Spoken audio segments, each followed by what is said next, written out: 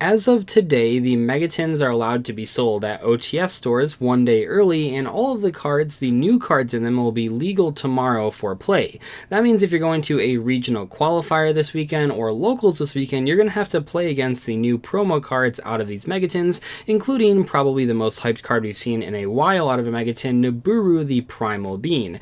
I can't remember the last time that we had this much discussion about a Megatin promo. It probably was Norden back in 2015, and it's for a good reason. This card is very, very powerful, and I think in today's video what I want to do is not only break down what makes this card work, what makes this card good, but also some of the counters to it, because don't get me wrong, Nibiru is a very good card, and it absolutely will drastically affect the current format, but the card isn't perfect. No Yu-Gi-Oh card really is. Even the most powerful hand traps we've had in the past aren't always good in every single situation, and that's sort of what this card is going to follow. So in today's video, we're going to discuss this card, what it's good against, but also discuss some of the ways that you can beat this card if you're expected to play against it. I first want to mention that one of the tricky parts about a card like this is that even though it is very powerful, it's going to be one of those cards that initially is going to be very good because people don't know how to play against it, but I think as the weeks and as the months go by, as people discover more and more outs to this card, it'll actually get worse. And please keep in mind, I'm not saying that the card will be bad or terrible after just a few weeks or a few months of it seeing play at competitive events.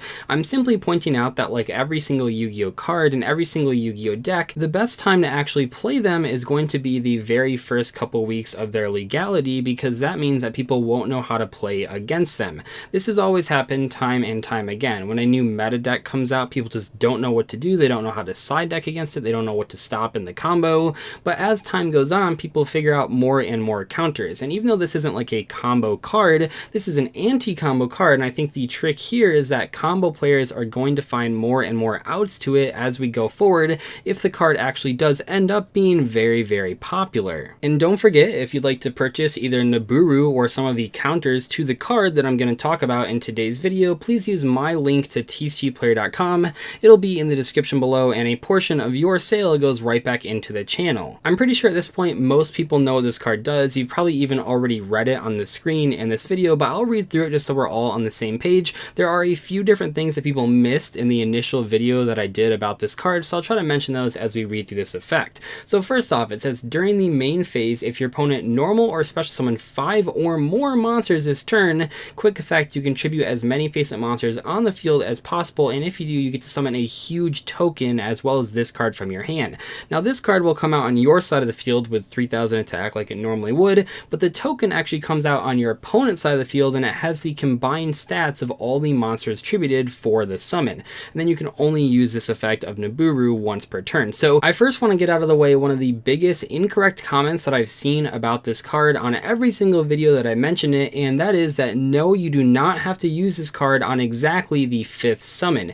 In fact, you don't even have to do this card when a summon happens. You can just do it anytime in a main phase. I've seen that comment come up a whole bunch of times, people saying, well, by the time your opponent does 5 summons, they're not even like halfway through the combo, and that is true, but you don't have to use this card on the 5th summon.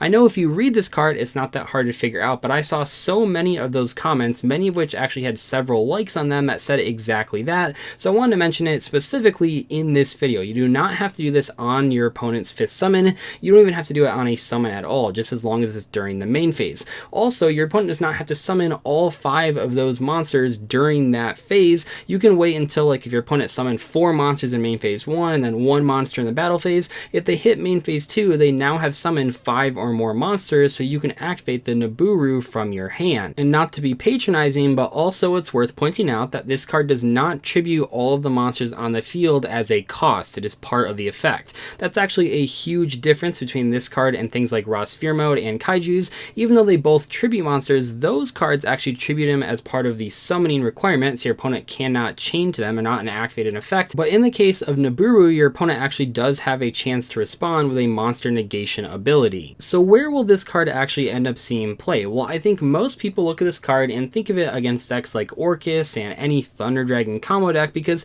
those are the decks that are going to be summoning the most times in one turn, and those are also the decks that are going to be summoning a whole bunch of monsters in the very first turn of the duel. One of the problems though is that both those decks actually do have built-in counters, And even though those counters aren't necessarily being played right now, a couple people actually are already playing these cards. Not to mention that when this card comes out, part of the tricky thing is that if people know this card exists, they're probably going to want to put counters in their deck. What's cool though is that if people start playing counters for Nibiru and the card goes down in popularity, it would be the perfect time for Nibiru to come back into the format now that people weren't playing counters for it. Of course, that's definitely way off into the future because I think at least for the first couple months, everyone's going to be playing this card and counters for this card, but maybe think about that a year from now or 2 years from now, people have kind of forgotten about it. That might be the perfect time to actually play this card and be very successful. So in my mind, when I think about Nibiru and how successful it will be, I see the timeline sort of like this. I think that for the very first week or 2 weeks, maybe even 3 weeks,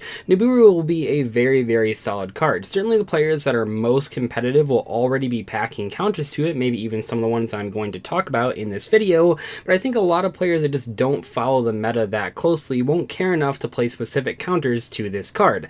Once though the card becomes a mainstay in the competitive format, if that happens, I think enough people will play counters to it that maybe it's not the best choice against those big combo decks. And then because people are playing more counters to Nibiru, I think Nibiru will eventually fall out of favor. Therefore, people will play less and less counters for it, which means ironically Nibiru will be once again very, very powerful. I'm not saying it'll happen exactly in this order with that timeline, but to me it seems very likely. What's cool though is that this actually just happened, almost exactly what I just said a few months ago, and that was with Mystic Mine. So when Mystic Mine came out, it was very hyped. However, at the first couple events, I would say probably the first 2 weeks that Mystic Mine was out, even though the card was hyped up by a lot of more competitive players, the deck, like the burn variant of Mystic Mine, actually was pretty successful at regional qualifiers. What happened was that even though the card was hyped up, a lot of people were just behind on like the new set, so a lot of people didn't realize that they should play counters to Mystic Mine in their side deck, and the Mystic Mine deck was very powerful for those first 2 weeks.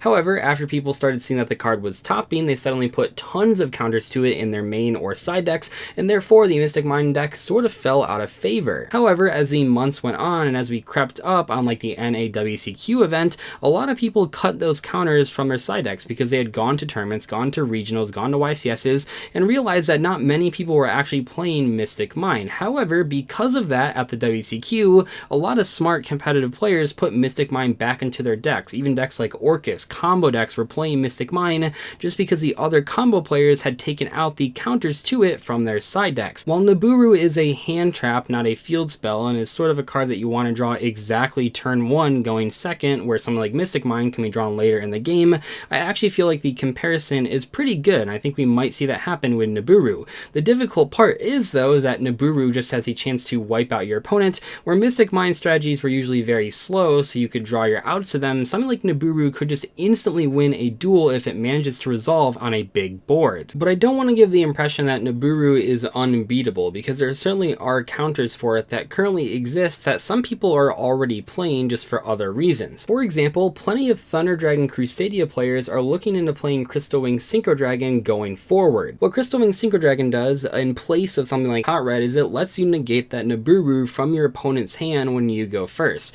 Certainly Hot Red is good in other situations and it happens to be better against non-combo decks, but now that non-combo decks are playing a huge hand trap that can wipe the entire field, well yeah, I think people are going to switch to Crystal Wing Synchro Dragon. What this means though is that if you have a Nibiru and your opponent is playing Thunder Dragons, you basically can't wait until after your opponent uses the Agripain effect, because sure, in some cases, especially in these early weeks, people might still be playing the Hot Red. I think you can't afford to take that chance because a lot of times they'll just summon the Crystal Wing and now you can't use the Nibiru. What's interesting though is that if everyone drops Hot Red and starts playing Crystal Wing, now the deck doesn't really have a good out to evenly match, especially now they don't play Zombie Stein anymore. Of course, if people really start playing that Orcus Thunder list that some of the best players were using at both Portland and Indy over the past couple weeks, then sure, they will still have a counter to the evenly match without Hot Red because they'll have the Orcus counter trap, but in general I think most players aren't really getting into that list, that really crazy hybrid list, quite yet,